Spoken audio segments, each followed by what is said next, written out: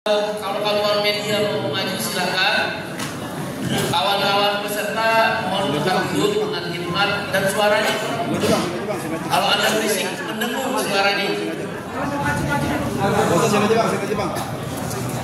Suaranya suara. Assalamualaikum warahmatullahi wabarakatuh.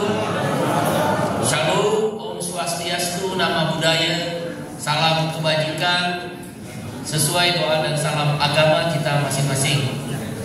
Yang saya hormati kawan-kawan Presidium Koalisi Serikat Pekerja dan Partai Buruh yang disingkat KSP-PB, dengan telah dibacakannya deklarasi oleh salah satu presidium yaitu Bung Ferry Muzarli, didahului tadi penjelasan tujuan dideklarasikannya KSP-PB oleh Bung Ilhamsah atau biasa dikenal Boe. Maka KSP-PB itu sudah resmi berdiri, resmi dibentuk untuk memperjuangkan 5 hal yang tadi sudah disampaikan dalam deklarasi. Mari kita beri aplaus buat KSP-PB.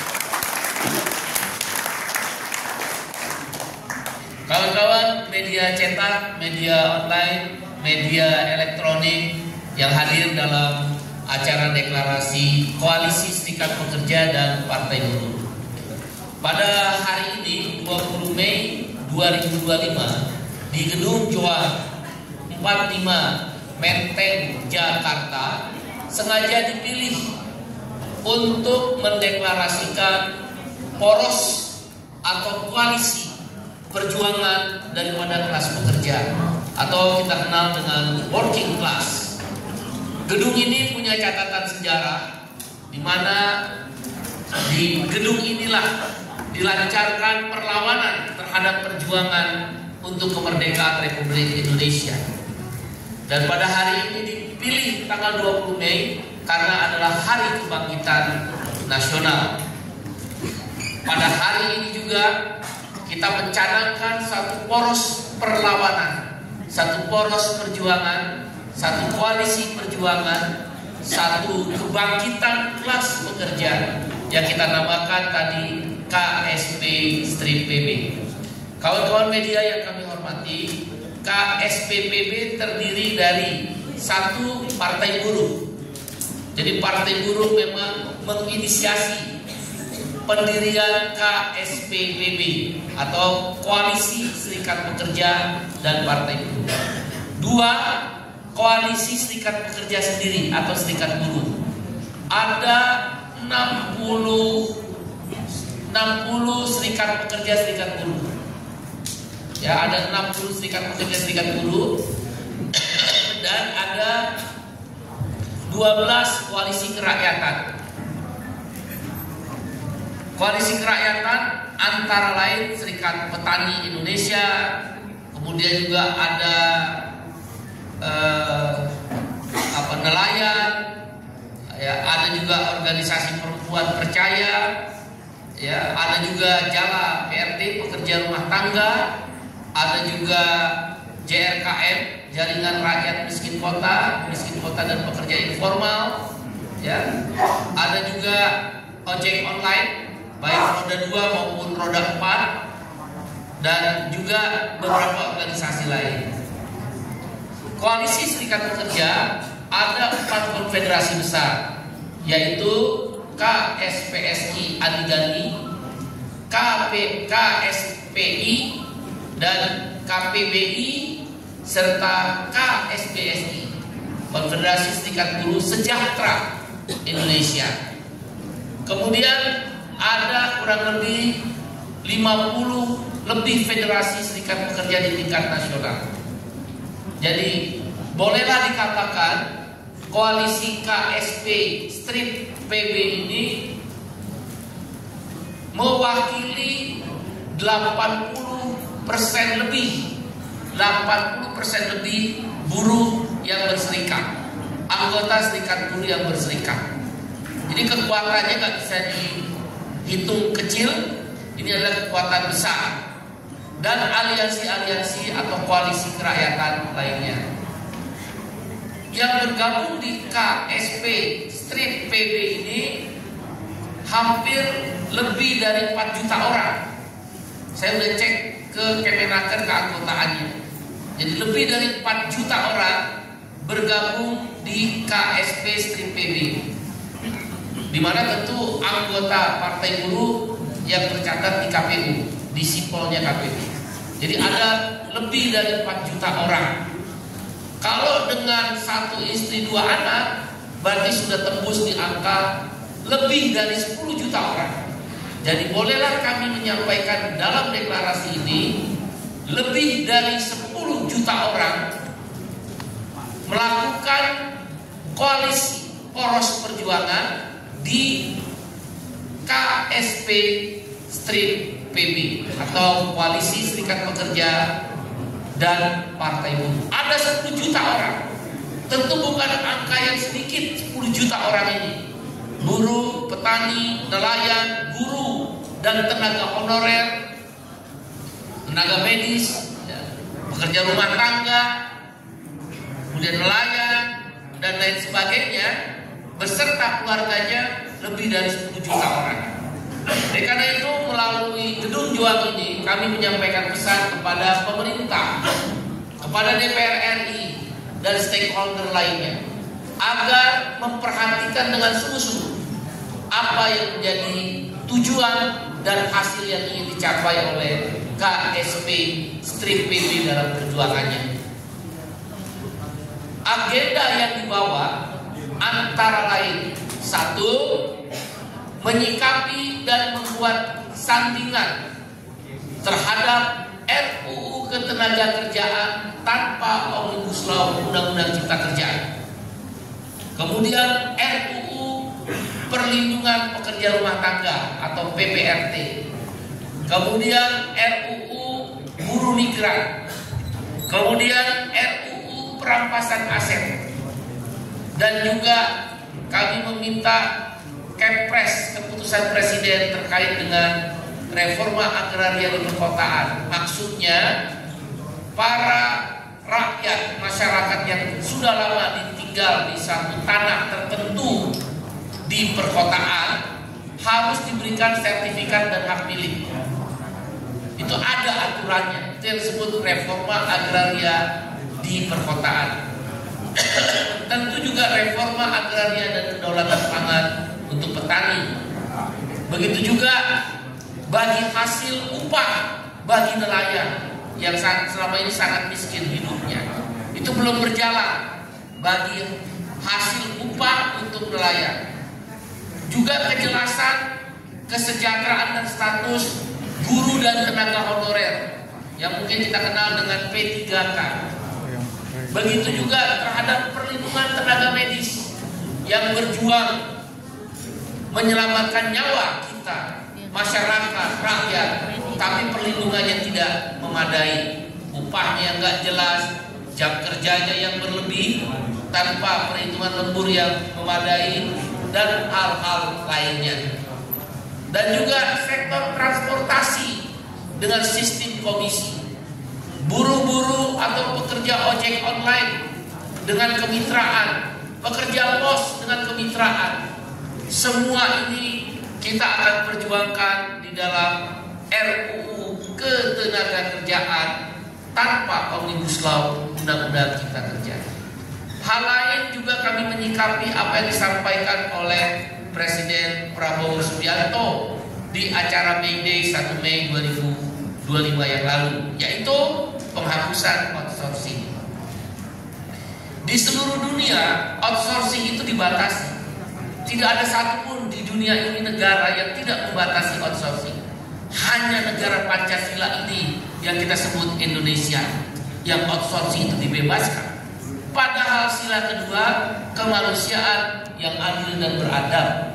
Outsourcing atau precarious work di dunia internasional disebut modern slavery. Jadi outsourcing itu modern slavery, perbudakan modern. Apakah sesuai dengan sila kedua dari Pancasila? Hanya Indonesia yang outsourcing tidak dibatasi. Dan Menteri Tenaga Kerja dan Wakil Menteri Tenaga Kerja dan pemerintah semua berdiam diri. Hanya Indonesia, saya ILO governing body 3 periode, terakhir 2024 saya selesai berkantor di Geneva, Swiss. Gak ada negara yang tidak membatasi outsourcing. Undang-Undang nomor 13 2003 sudah membatasi outsourcing hanya untuk kegiatan penunjang, bukan untuk kegiatan pokok atau core bisnis, yaitu 5 jenis pekerjaan: catering, security, cleaning service, driver, dan jasa penunjang perminyakan atau pertambangan. Oleh karena itu kita minta segera outsourcing itu dirubah. Caranya PP nomor 35. Wong undang-undangnya sudah dibatalkan oleh MK, Mahkamah Konstitusi, yang dimenangkan oleh gugatannya Partai Buruh, KSPSI AGN, KSPI, MSPMI, dan 2 orang pegawai pekerja outsourcing, dan juga ada Gekanas yang dipimpin oleh Pak Abdullah. Undang-undang itu dibatalkan, kok PP-nya gak dicabut? Ini menteri apa? Gak ngerti menteri itu. Menteri Tenaga Kerja dan Wamenaker sebaiknya dicopot aja, diganti. Udah dalam banyak kasus gak ngerti masalah. Ya, harusnya begitu keputusan MK keluar, PP nomor 34, PP 35, PP 36 itu dicabut. Sepertinya dicabut PP nomor 51 tentang upah minimum. Ini gak dicabut. Undang-undang cantol aja udah dibatalkan oleh MK. Kecuali ada yang tidak dibatalkan, tapi semua hampir dibatalkan oleh Mahkamah Konstitusi. Karena itu kita minta outsourcing dihapus dan dipertimbangkan mungkin sebagai bahan diskusi pasal 64, 65, dan 66 Undang-Undang Ketenagakerjaan nomor 13 tahun 2003 dipertimbangkan untuk jadi bahan diskusi. Begitu pula upah layak. Ini 3 bulan lagi kita mau diskusi upah, berunding upah. Sampai hari ini formulanya belum diputuskan oleh Menteri. Memang sudah ada campaign yang lalu, tahun lalu, tapi kan campaign sekarang berlaku apa enggak? Seperti orang bingung Pak Menteri dan Wakil Menteri ini. Kemudian juga Satgas PHK. Catatan litbangnya Partai Buruh dan KSPI, lebih dari 70.000, saya ulangi, lebih dari 70.000 buruh sudah ter-PHK dalam kurun waktu 4 bulan. Januari, Februari, Maret, April. 70.000. Berarti sebulan rata-rata adalah sekitar 20 ribuan, hampir 20 ribuan, hampir ya 20 ribuan, lebih dari 15.000. Itu udah besar. Tapi tidak ada langkah apapun dari pemerintah dan juga regulasi yang bisa dikeluarkan oleh DPR sebagai pengawas daripada pemerintah. Berikutnya juga kami ingin memastikan, ya sekarang kan ada demo katanya nanti jam 1 ojek online. Kami meminta digital ekonomi, para pekerja digital ekonomi, ada Gojek, Grab, Maxim, Tokopedia, Blibli, ya, Shopee, dan lain sebagainya yang berbasis aplikator yang kita sebut dengan digital ekonomi. Pekerjanya dia harus masuk di perlindungan Undang-Undang Ketenagakerjaan. Tidak hanya masalah aplikasi, biaya aplikasi yang dari 20% diturunkan 10%, tidak. Nanti dalam undang-undangnya kami akan merumuskan potongan aplikasi adalah hasil perundingan antara para pekerja digital ekonomi dengan aplikator. Ya, misal maksimum 5%. Misal maksimum 5% jasa dalam undang-undang yang berlaku, undang-undang jasa kan itu.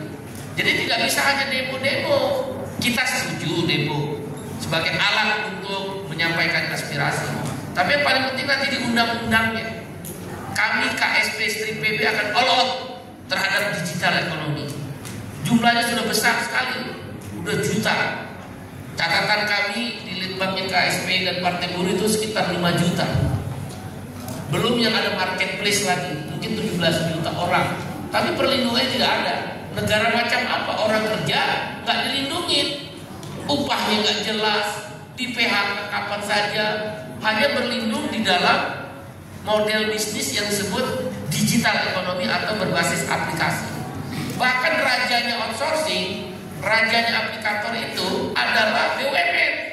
Jadi nanti kami mau menyampaikan ke Pak Presiden Prabowo, penghapusan outsourcing itu dimulai dari BUMN, di Pertamina, di PLN, di Telkom, di Pos, di Pelindo.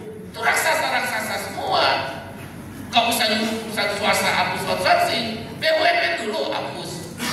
Di PT Pos Indonesia itu lebih parah dari Gojek. Sistem mitra.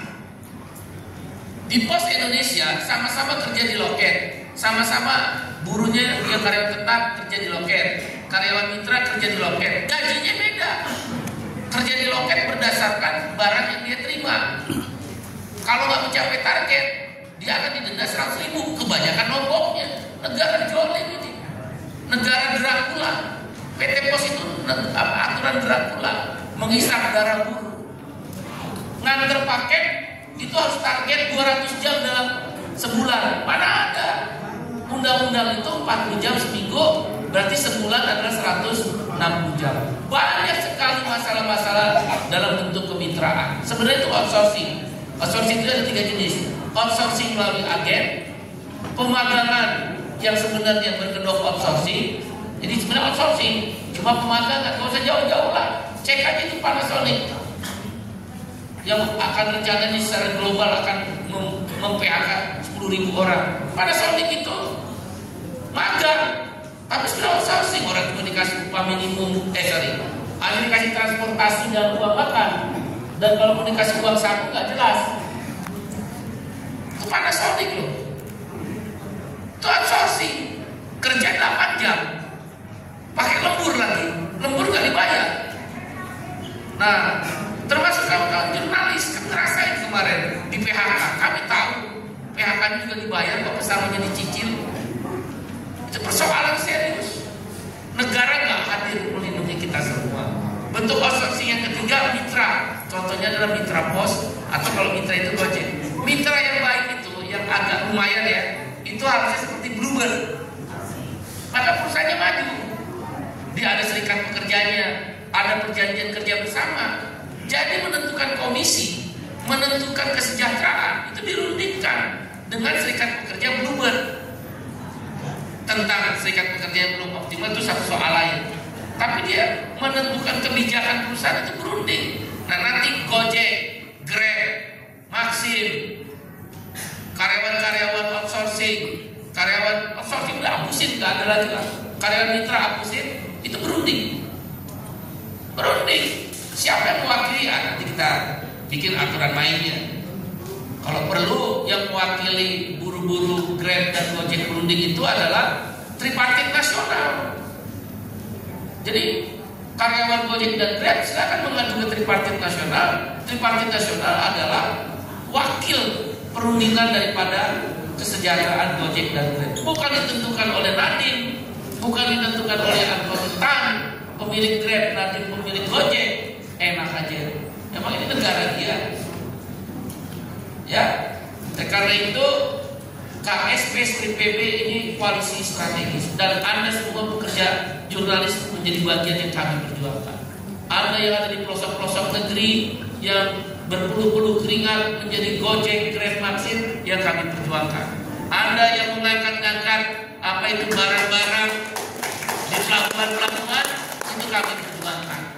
Anda yang mukanya cantik, wajahnya tampan di counter-counter maskapai penerbangan kami perjuangkan. Tanya gajinya berapa? Biaya make up dengan gajinya itu mahal biaya make up. Nah, dan dalam waktu dekat akan bergabung Serikat Pekerja Artis Indonesia. Yang bergabung di KSPPB yang dipimpin oleh Agus Supriyadi dan Sony Budi Sasono. Jadi nanti artis-artis mereka kalau lagi cantik, masih muda, bayaran tinggi. Tapi setelah itu rumah nggak punya, BPJS nggak dibayar, sakit nggak ada yang peduli. Tapi pemilik rumah produksi kaya raya. Falcon Industri kaya raya, Falcon Pictures, MD, Pictures kaya raya. Artisnya secantik apapun artis, setampan apapun aktor, miskin begitu dia selesai, tidak lagi menjadi artis. Indonesia adalah tentang keberpihakan kepada buruh atau tenaga kerja atau karyawan. Oleh karena itu kami minta tolong pada kawan-kawan media untuk membantu KSP Street PB berjuang all out habis-habisan. Selagi presidennya yang kita cintai Bapak Prabowo Subianto ada keberpihakan. Loh, caranya lihat aja pidatonya di 1 Mei. Kalau saya dibilang kawan-kawan media, kawan-kawan TV menang banyak, ya nggak apa-apa, sekali-sekali buruh menang banyak. Tapi menang banyaknya itu harus kita perjuangkan. Kan kita berhadapan dengan DPR, 8 partai politik di Senayan sana yang kepalanya belum tentu sama dengan Pak Prabowo. Di depan presiden aja karena ada menteri, dia cengangas-cengengnya senyum. Di belakang itu kita tahu kok partai mana yang selalu menjadi kepentingan para pemilik modal untuk berlindung. Kenapa sih susah untuk mempersoalkan aplikasi Gojek dan Grab? Kita tahu dia berlindung di partai apa. Boleh jangan boleh. Di seluruh dunia ada partai yang melindungi kapitalis, ada partai yang melindungi buruh. Cuma di Indonesia ngakunya melindungi buruh, tapi setuju outsourcing. Lucu kan? Dia bilang kami melindungi pekerja buruh, melindungi outsourcing. Kami melindungi pekerja buruh, tapi mitra boleh. Kalau di luar, di internasional, kalau dia misal sekarang nih, misal saya terakhir ke Norwegia, dia partai buruhnya Norwegia menang, dia melindungi buruh. Sistem outsourcingnya nggak ada, sistem upahnya baik, sistem jaminan sosialnya ada. Nanti kalau dia kalah, ya memang buruh akan ditekan. Emang begitu. Sekarang Donald Trump, yang dibelain pengusaha semua. Emang kebijakan tarif untuk siapa? Pengusaha. Melindungi pengusaha Amerika. Buruhnya ditekan. Kenapa? Tarif naik. Tarif naik, daya beli buruh kan turun. Upah kan dinaikin sama Trump. Itu biasa. Nah di Indonesia, 8 partai yang ada di Senayan, semua melindungi pengusaha, tapi ngomongnya membela buruh. Apa yang dibela dari buruh? Outsourcing ada, upah murah, PHK seenaknya. Teman-teman jurnalis juga ngerasain PHK seenaknya. PHK apa, pesangon dicicil. Mana ada pesangon dicicil? Ya kalau ingat, bayar selagi ingat. Mitra pos, outsourcing BUMN. Tanya sama Erick Thohir, Menteri BUMN, ada nggak dia mikirin buruh? Enggak. Dia cuma mikirin kapitalisasi modal di BUMN. Loh, kami nggak menyerang orang, yang kami persoalkan rasa keadilan itu. Oleh karena itu KSP Street PB akan memperjuangkan itu. Strateginya tadi disebut konsep, lobby, aksi. Dalam waktu dekat, mungkin sekitar 10 hari ke depan akan ada aksi puluhan ribu buruh turun ke jalan yang dipimpin langsung oleh KSP PB di seluruh Indonesia.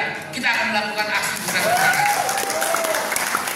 di seluruh Indonesia, di 38 provinsi, 463 kabupaten kota. Tentu di Jakarta akan dipusatkan ke istana atau ke DPR. 2 kekuasaan dalam menentukan undang-undang. Ya, teman-teman drive Gojek, Grab, selamat berjuang. Tapi kami KSP PB juga akan memperjuangkan teman-teman memasukkan ke dalam undang-undang. Bukan merubah-ubah aplikasi.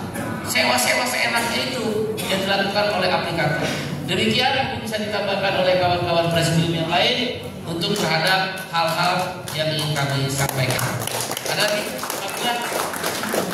Ya, terima kasih Pak Said Iqbal. Untuk selanjutnya sambutan dari Pak Abdullah, kreatif, sama medis. Ya. Silakan Pak. Baik, masih semangat? Solidaritas? Luar biasa. Sekali lagi solidaritas? Sahabat sekalian, bismillahirrahmanirrahim. Assalamualaikum warahmatullahi wabarakatuh. Atas inisiatif Partai Buruh, Aliansi Serikat Pekerja dan Partai Buruh, hari ini kita dapat silaturahmi bersama dan sekaligus mendeklarasikan dirinya secara bersama-sama untuk berjuang secara bersama-sama. 80 tahun hari ini kita sudah merdeka. Untuk mencatatkan diri dan mengimplementasikan satu pasal Undang-Undang Dasar 1945 saja sangat-sangat sulit. Konstitusi kita 1 hari pasca kemerdekaan mengamanatkan kepada kita 1 ayat yang menyatakan bahwa setiap warga negara Indonesia berhak atas pekerjaan dan penghidupan yang layak bagi kemanusiaan, yaitu pasal 27 ayat 2. Artinya apa? Hidup layak sekurang-kurangnya cukup sandang, cukup pangan, cukup papan, cukup kesehatan, cukup pendidikan, dan cukup tabungan. Hari ini penghasilan kita subsidi dari waktu ke waktu, belum hidup layak. Momentum tahun 2025, tepatnya tanggal 31 Oktober tahun 2025, Partai Buruh dengan aliansinya dan Gekanas mendengarkan putusan Mahkamah Konstitusi, yaitu yang kita kenal dengan istilah PU 168 dan PU 40, yang mengisyaratkan kepada kita salah satu pengantar putusan menyatakan bahwa pemerintah bersama-sama DPR wajib untuk segera membuat undang-undang baru dengan melibatkan partisipasi publik yang maksimal, khususnya partisipasi serikat pekerja serikat buruh. Kenapa serikat pekerja serikat buruh disebut? Karena memang pemohon PU 168 dan PU nomor 40 adalah partai buruh dan serikat pekerja serikat buruh.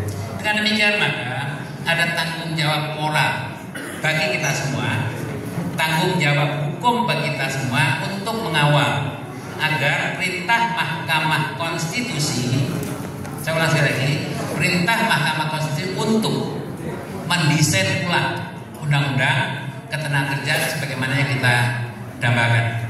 Atas dasar itu inisiatif Bung Iqbal yang mengumpulkan kita bersama lintas SPSB dengan berbagai elemen perjuangan masyarakat yang ini hari mendeklarasikan diri bersepakat untuk mengawal, sekali lagi untuk mengawal agar undang-undang ini bisa diterima oleh semua pihak dari Sabang sampai Merauke. 10 tahun rejim yang lalu pernah mengeluarkan undang-undang yang dari waktu ke waktu, khususnya undang-undang Omnibus Law. Begitu undang-undang diketok palu oleh DPR, bukan disambut dengan sukacita, tapi disambut dengan demo berjilid-jilid, yaitu yang kita kenal dengan undang-undang Omnibus Law. Atas dasar itu terjadi perlawanan yang masif dari Sabang sampai Merauke oleh teman serikat pekerja serikat buruh. Tepat tanggal 31 Oktober, Mahkamah Konstitusi perintah kepada kita tolong dirubah dan libatkan serikat pekerja serikat buruh. Atas dasar itu maka hari ini kita bersama-sama yuk bergandeng tangan memastikan agar ketika besok undang-undang baru dibuat tidak disambut dengan demo berjilid-jilid, tapi disambut dengan sukacita. Buat tangan kita. Itu dimungkinkan manakala ada partisipasi dari kita semua. Tapi manakala itu dilepas, diserahkan sepenuhnya kepada eksekutif dan legislatif, niscaya mungkin tidak akan berubah nasib kita. Atas dasar itu catatan penting adalah momentum pasca 80 tahun merdeka. Di bawah pimpinan Prabowo Subianto, serikat pekerja diberikan ruang untuk bersama-sama mendesain ulang norma-norma hukum ketenaga kerjaan. Sejarah mencatat bahwa di sini ada Bung Indra Munaswar. Assalamualaikum Bung Indra. Untuk Bung Indra yang mudah-mudahan tetap sehat, semoga Bung Indra di tengah-tengah sakit masih semangat. Bung Iqbal, ada Bung Sofyan, ada kader-kader tahun 2009 yang bersama-sama gugat Presiden SBY, ya toh, yang dianggap kita menggugat citizen lawsuit, yang dianggap Presiden tidak melaksanakan undang-undang jaminan sosial. Bersyukur kali pertama, saya ulang sekali, kali pertama Serikat Pekerja Serikat Buruh di pimpinan koordinasi Bung Iqbal, SPSI, Bung Andi Gani, Bung Indra, Bung Sofyan, dan kita semua mampu mengantarkan, menginisiasi dan mengantar undang-undang jaminan sosial yang kita nikmati secara bersama-sama dari Sabang sampai Merauke semenjak lahir sampai masyarakat meninggal di Indonesia. Satu kita. Nah, momentum ini adalah momentum pertama dan insya Allah ini adalah momentum yang kedua. Kita memiliki momentum yang kedua untuk mendesain ulang undang-undang yang lebih manusiawi, lebih adil, lebih berpihak kepada kepentingan keadilan. Yang kita tahu bahwa undang-undang hari ini dibanding undang-undang 3 tahun pasca kemerdekaan lebih bagus undang-undang 3 tahun pasca kemerdekaan. yang didesain oleh Trimurti. Menteri Tenaga Kerja pertama yang kita kenal yang perempuan itu Trimurti melahirkan Undang-Undang Nomor 1248 yang disempurnakan di 151 jauh lebih baik dibandingkan dengan Undang-Undang Cipta Kerja yang sudah 78 tahun merdeka. Saya ulang sekali lagi, setelah 80 tahun merdeka, mari kita sama-sama bergandeng tangan untuk mendesain ulang berkat putusan Mahkamah Konstitusi dan sekaligus berkat ruang dan kesempatan sekaligus political deal Presiden Prabowo. Mari kita sama-sama kesempatan ini kita bangun untuk memastikan bahwa buruh Indonesia harus lebih adil, lebih sejahtera, hidup di negara sendiri dengan penuh dihargai harkat dan martabatnya sebagai bangsa yang merdeka. Tepuk tangan untuk kita. Saya itu yang bisa sampaikan. Mudah-mudahan nawaitu ini hari, Bismillah ini hari untuk sama-sama kita bergandeng tangan untuk memastikan, untuk mengawal, menginisiasi dan mendesain ulang, mengkritisi pemerintah, mengkritisi DPR dalam rangka membuat undang-undang yang lebih komprehensif, yang lebih adil, yang lebih bahagiaan bagi kita semua. Atas nama KSPSI Bung Andi Gani yang pada ini hari belum sempat hadir dengan anak kita, saya mohon izin di hadapan teman-teman sekalian mewakili beliau. Terima kasih. Billahi taufiq wal hidayah. Assalamualaikum warahmatullahi wabarakatuh. Ya, terima kasih Pak Abdullah dari KSPSI. Selanjutnya dari Pak Iksan, sindikasi. Silakan. Assalamualaikum warahmatullahi wabarakatuh. Selamat pagi, salam sejahtera untuk kita semua. Teman-teman sekalian, perkenalkan nama saya Iksan Raharjo dari Sindikasi. Kami serikat pekerja yang mewakili jutaan orang yang ada di sektor industri kreatif dan juga media yang selama bertahun-tahun terakhir menantikan adanya pengakuan dan perlindungan buat kawan-kawan di dua sektor besar ini. Namun sebelum lebih jauh, saya ingin mengucapkan apresiasi sebesar-besarnya kepada kawan-kawan Presidium dan juga Partai Buruh karena telah membuka ruang bagi kami untuk bisa mencurahkan gagasan. Ini teman-teman semua, ini adalah momen penting.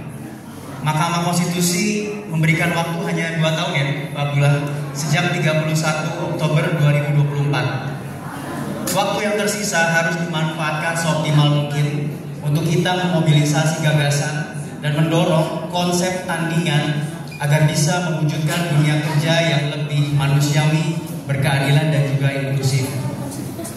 Dan ini adalah kesempatan kami melihat KSPPB merupakan jembatan yang bisa mengantarkan harapan dari semua pekerja media dan industri kreatif untuk bisa mewujudkan cita-cita kerja yang lebih layak. Dan kalau dilihat teman-teman sekalian, di dalam koalisi ini ada begitu banyak ragam sektor di dalamnya. Ini merupakan kekuatan sehingga bisa menjadi sebuah legitimasi penting bahwa koalisi serikat pekerja dan partai buruh memiliki legitimasi kuat untuk mewakili suara kelas pekerja di Indonesia. Dan bagi kami di Sindikasi, kami berharap undang-undang yang kelak akan kita dorong, dia juga mewadahi perkembangan industri yang bergerak hari ini. Karena kita tahu saat ini bergerak ekonomi digital seperti tadi sudah disampaikan di bagian awal, industri kreatif dengan beragam subsektor di dalamnya yang memiliki karakter kekhasan masing-masing.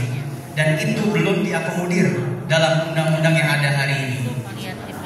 Dan kami juga berharap konsep yang nanti akan didorong juga memberikan pengakuan serta perlindungan bagi kelompok pekerja lepas atau freelancer. Kita tahu dalam data Badan Pusat Statistik ada 83 juta pekerja informal, termasuk di dalamnya adalah pekerja lepas atau freelance yang bekerja dari satu tempat kerja ke tempat kerja yang lain dalam waktu yang sangat singkat. Selama ini mereka tidak memiliki perlindungan yang optimal. Selama ini mereka tidak memiliki representasi ketika negara sedang membuat peraturan. Dan hari ini adalah momentum besar bagi kelompok pekerja lepas untuk bisa memperjuangkan apa yang dicita-citakan, pengakuan dan perlindungan. Dan terakhir mungkin saya juga ingin menyampaikan bahwa apa yang nanti akan diperjuangkan oleh KSPPB ini bukan semata untuk kepentingan para buruh pekerja saja, tapi sesungguhnya ini juga berkait erat dengan ekonomi nasional. Kita semua tahu lebih dari setengah dari pertumbuhan ekonomi Indonesia itu ditopang oleh daya beli masyarakat, yang artinya pendapatan dari kaum buruh kelas pekerja Indonesia itulah kekuatan utama dari ekonomi nasional. Namun Omnibus Law Cipta Kerja itu meluluh lantakkan kekuatan tersebut. Ibaratnya dia seperti menembak kakinya sendiri. Dan dengan demikian harapannya undang-undang ini nantinya bukan hanya untuk kepentingan kesejahteraan buruh kelas pekerja Indonesia, tapi juga bisa mempercepat ekonomi nasional menjadi jauh lebih baik. Mungkin itu saja dari saya. Terima kasih sekali lagi kepada Partai Buruh dan seluruh presidium. Terima kasih. Assalamualaikum warahmatullahi wabarakatuh. Terima kasih Pak Yusal Raharjo dari Sindikasi. Selanjutnya Pak Roy T. Jotang dari FSP MKI. Silakan. Assalamualaikum warahmatullahi wabarakatuh. Shalom, nama budaya dan salam kebajikan untuk kawan-kawan buruh yang hadir pada kesempatan siang ini. Sebelumnya saya mau membuktikan hidup buruh, hidup rakyat, hidup buruh, hidup rakyat. Perkenalkan, nama saya Dr. Roy Tanda Anugrah Siota. Kami dari Federasi Serikat Pekerja Medis dan Kesehatan Indonesia. Kalau kawan-kawan tadi, kawan saya dari sindikasi mengatakan bahwa yang namanya ini ada perkembangan perekonomian, ya, yang mengakibatkan ada relasi industri baru, ya, yang harus diperjelas relasi industrinya dan aturannya. Tapi yang harus menjadi catatan pada hari ini, mengingat 117 tahun lalu, 1908, tepat 20 Mei, ada 2 orang dokter yang mencetuskan kebangkitan nasional pada hari ini, yaitu Dr. Wahidin Sumirosodo dan Dr. Sutomo. Pada ini momen yang penting. Oleh karena itu kami pertama mengucapkan terima kasih untuk kawan-kawan presidium Partai Buruh yang mengakomodir sehingga momen bersejarah ini bisa berlangsung. Kalau kita bicara soal yang namanya perkembangan ekonomi mengakibatkan ada relasi-relasi industri baru, kita gak boleh lupa bahwa ada satu relasi industri paling tua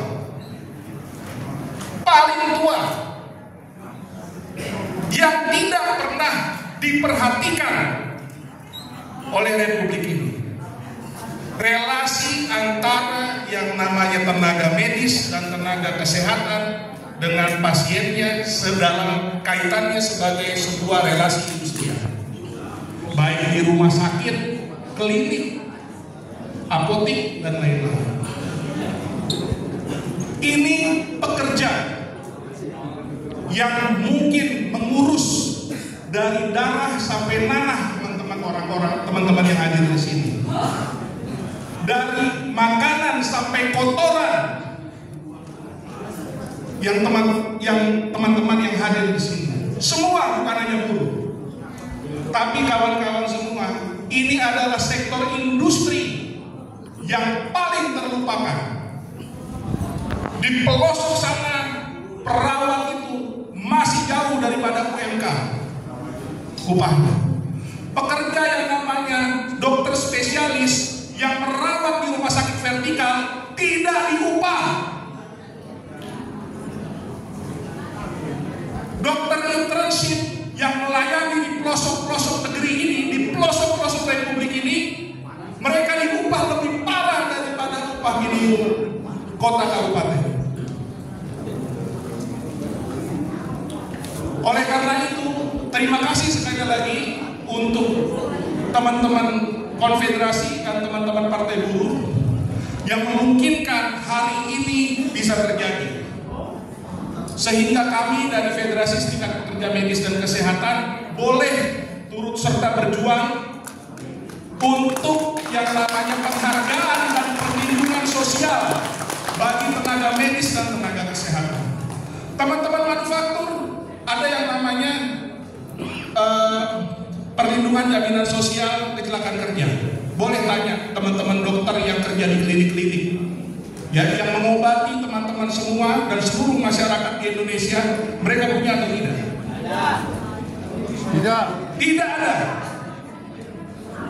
Jadi kawan-kawan semua, sekali lagi, ini momen sejarah. Saya mengatakan sama teman-teman dokter spesialis yang di federasi kami, ini momen sejarah dan kita berterima kasih sudah dibukakan oleh teman-teman konfederasi dan partai buruh untuk melakukan perjuangan ini. Ini perjuangan tidak main-main. Ini perjuangan untuk mencatatkan sejarah supaya yang namanya pekerja dan jenis pekerjaan tertua di Republik ini dihargai. Kami tidak mencari yang namanya lain selain yang namanya dihargai, mendapatkan jaminan sosial yang sesuai dengan aturan ketenagakerjaan yang ada, mendapatkan penghargaan sesuai dengan aturan ketenagakerjaan. Demikian kawan-kawan, sekali lagi untuk teman-teman medis dan kesehatan, baik yang hadir di gedung ini maupun yang ada di luar sana, kita siap-siap berjuang, bertarung bersama teman-teman pekerja yang lain. Kita adalah pekerja dan berhak mendapatkan perlindungan yang sama dengan pekerja sektor lainnya. Terima kasih sekali lagi untuk teman-teman konfederasi. Terima kasih untuk kawan-kawan partai buruh. Wassalamualaikum warahmatullahi wabarakatuh. Terima kasih Dr. Roy Sugapang dari SPG. Selanjutnya ke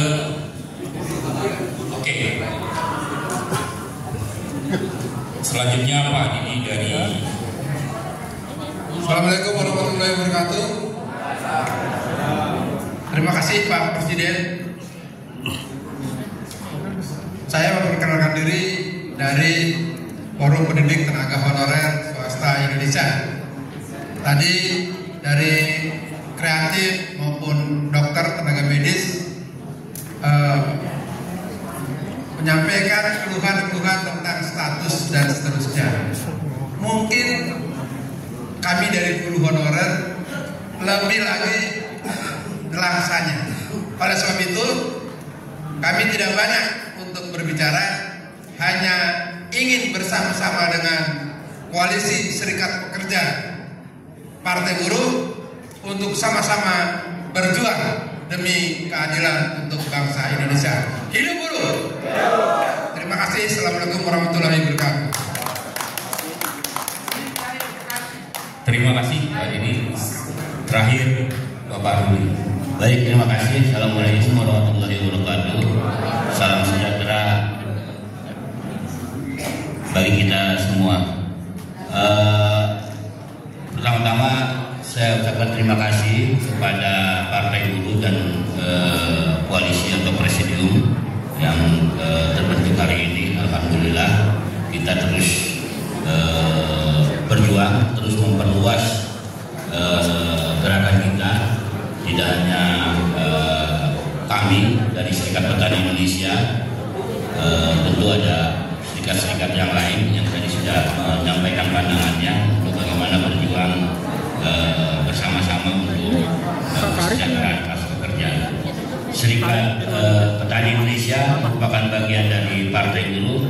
Kita menganggap bahwa perjuangan teman-teman buruh atau pekerja adalah juga perjuangan petani yang merupakan bagian dari kelas pekerja. Sistem upah murah merupakan dampak dari kemiskinan di tingkat desa. Petani tidak punya kesejahteraan, desa tidak menjadikan secara ekonomi, sehingga upah murah, buruh bekerja di berbagai sektor seperti misalnya di miskin kota, di buruh migran, termasuk juga sektor-sektor yang lain, sehingga posisi tawar teman-teman buruh tidak mempunyai posisi yang kuat untuk menentukan nasib dan juga kesejahteraannya. Tentu untuk di Serikat Petani ini juga sedang dibahas tentang RUU Pangan, dan kita juga bagaimana memasukkan nanti di dalam rencana Undang-Undang Ketenagakerjaan tentang buruh perkebunan, sawit, buruh perkebunan karet yang memang ada di pelosok-pelosok sana, yang tidak ada juga jaminan kesejahteraan dan juga jaminan kehidupan dan pekerjaan yang dijamin oleh undang-undang atau konstitusi kita. Mungkin itu yang ini, dan juga ada beberapa nanti mengenai Satgas Pangan, mengenai undang-undang pangan, mengenai pembahasan undang-undang kehutanan, dan juga nanti persoalan yang kita sama-sama ketahui, persoalan misalnya pagar laut, itu persoalan tentang agraria. Jadi agraria bukan hanya tanah, tapi juga laut, tapi juga udara, dan juga yang kekayaan yang terkandung di dalamnya yang harus dipergunakan, dikuasai oleh negara untuk sebesar-besarnya kesejahteraan rakyat Indonesia. Mungkin itu yang bisa saya tambahkan. Kita harus terus bersama-sama dan selamat bekerja dan selamat berjuang, sehingga apa yang kita cita-citakan dalam koalisi Serikat Pekerja dan Partai Buruh bisa terus kita gelorkan dan kita menjadi kelas pekerja, kelas yang ya. Terima kasih Pak RSP. Ya, percaya yang terakhir nanti KSBSI Pak Presiden, Pak Darta. Oh, Bang Darta, ya jawab sini dulu, baru Bang Darta. Yang saya hormati Bapak Said Iqbal, Presiden Partai Buruh sekaligus Presiden Konfederasi Serikat Pekerja Indonesia, dan yang saya hormati juga pimpinan federasi dan konfederasi, serta sahabat-sahabat semua media yang telah hadir di sini di Gedung Perjuangan 45 ini. Saya ingin membangkitkan semangat kita semua. Jika kita ayo yel-yel, buruh bersatu tak bisa dikalahkan, buruh menang, negara sejahtera. Ayo teman-teman, kita yel-yel untuk menyemangati kita semua. Buruh bersatu tak bisa dikalahkan, buruh menang, negara sejahtera. Terima kasih sahabat-sahabatku semua. Yang ingin saya sampaikan di sini adalah Presiden pada koalisi Serikat Pekerja dan Partai Buruh. Saya ingin menyampaikan bahwa ada miris bagi pekerja perempuan, terutama sering terjadinya pelecehan seksual di tempat kerja namun tidak mendapatkan perhatian. Oleh karena itu, selain Serikat Pekerja untuk melakukan perhatian, kita juga meminta kehadiran pemerintah untuk ada dalam permasalahan tenaga kerja wanita, di mana adanya ketidakadilan baik dalam segi upah maupun dalam segi jaminan sosial, dan juga dalam segi perlakuan, dan pelecehan seksual sering terjadi di saat adanya penandatanganan kontrak baru.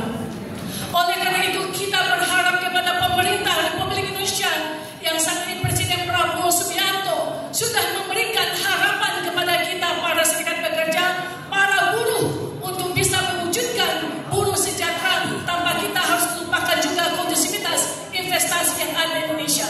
Dan juga ada pengalaman di saat kami melakukan sosialisasi di Provinsi Riau. Seorang pekerja buruh perempuan menerima gaji tiap bulannya 2 juta, dan manajernya meminta dia untuk mengeluarkan 5% dengan alasan pembayaran pajak. Sementara kita semua tahu 2 juta rupiah tidak dikenakan pajak penghasilan. Jadi karena itu saudara-saudaraku, banyak sekali ketidakadilan yang terjadi, khususnya bagi para pekerja Indonesia yang merupakan sokong guru ekonomi bangsa ini, dan juga para pekerja wanita. Oleh karena itu, semoga di koalisi Serikat Pekerja Partai Buruh ini kita juga bisa memikirkan dan juga menyampaikan punishment terhadap perlakuan-perlakuan yang tidak adil, terutama terhadap seksualitas, pelecehan seksual yang terjadi pada tenaga kerja wanita. Hanya itu yang kami ingin sampaikan, Presiden. Semoga ini juga menjadi sebuah catatan penting terhadap pekerja perempuan yang ada di Indonesia, Presiden, yang sering mendapatkan pelecehan seksual serta ketidakadilan, baik itu dalam segi upah maupun dalam segi hal-hal perlakuan yang lainnya. Terima kasih teman-teman semua. Assalamualaikum warahmatullahi wabarakatuh. Terima kasih Ibu Yosi dari saya. Selanjutnya Bapak Darta, Bapak dari KSB.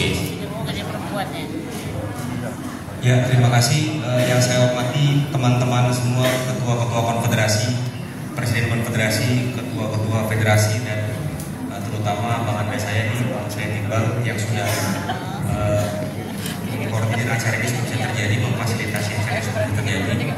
Ya, seperti yang kita tahu teman-teman semua ya, saat ini kan pemerintah sudah membuka pintu untuk kita berdialog terutama mengenai undang-undang yang baru untuk tenaga kerjaan.